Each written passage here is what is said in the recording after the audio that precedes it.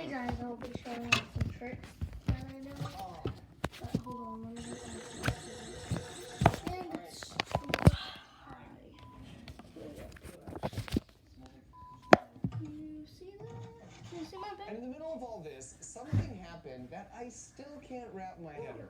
One of the volunteers we sent a package to, who obviously knows my channel and follows me on social media, who I even interviewed to make sure he seemed legit, decided it would be a good idea to steal my package from me and never had any intention of either putting it out on his porch or sending it back to us. After a week of us being really nice and trying to work with him, he effectively admitted as such and then blocked and ghosted me. And it's just like, bro, if you're gonna steal from someone, don't pick the dude who just spent a year and a half of his life avenging the theft of a $5 Amazon package. If I'm willing to get that petty over something I could easily reorder, what do you think I'm gonna do to the guy who steals the outcome of that year and a half of work? I quit my job at NASA to make YouTube videos, and I only make 12 of them a year. So I have plenty of time, and I love to obsess over these little details. Plus, even though this is more of a science channel than a prank channel, I love coming up with these ideas, like when I took this Freddy Krueger action figure and taped it to the back of my wife's car right in front of the backup camera.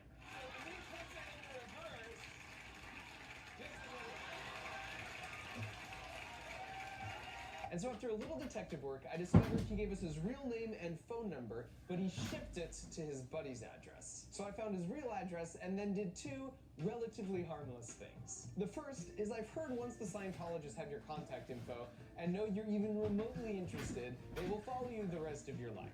And so since I had all his contact info, hypothetically, I might have gone on their website and said I was very interested in learning more, and then ordered $300 worth of their starting course material so they know he's a very high-value contact worth keeping track of. And the second thing was, I designed over 10 custom postcards just for him.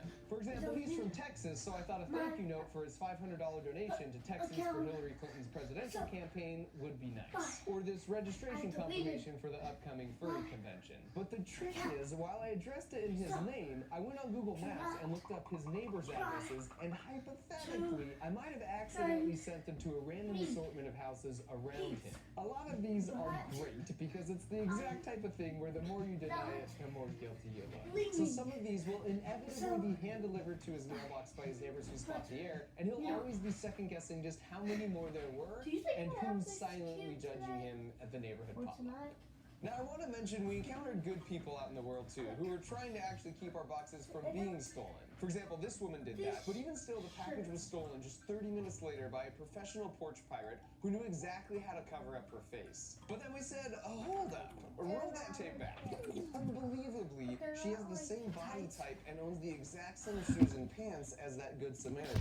So we turned the footage over to the police to see if they, too, could appreciate the coincidence. And it just goes to show you that your conception of who a porch pirate is might be totally off. I'm just kidding. This was a super nice lady who took the package in for her neighbor. But it got us thinking, and instead of just always punishing the bad guy,